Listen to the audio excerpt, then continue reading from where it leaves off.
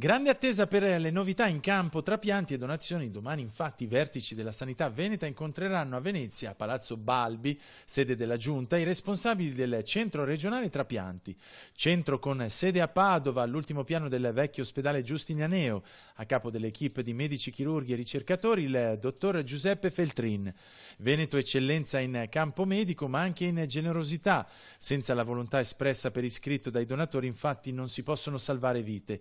Ecco infatti che a oggi sono ben 321.571 i veneti, mentre in Italia 2.954.399 ad aver espresso la propria volontà di donare organi e tessuti presso i comuni abilitati o le ASL del territorio.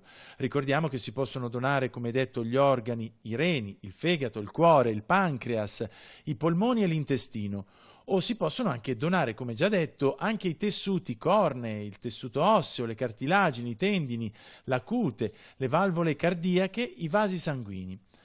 A Padova, eccellenza in ambito trapianti, nel 2017 sono stati realizzati 109 trapianti di fegato da cadavere, 40 di cuore, 23 di polmone e 8 di pancreas. In Veneto sono 3 le banche adibite alla lavorazione di tessuti, con sede a Venezia, Treviso e Verona.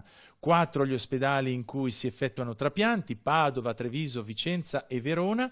I restanti ospedali sono sede di prenotazione organi o tessuti. Giusto però ricordare, per smuovere qualche coscienza, che attualmente nella nostra regione sono 1.295 i pazienti in attesa del dono, tra loro 29 sono bambini.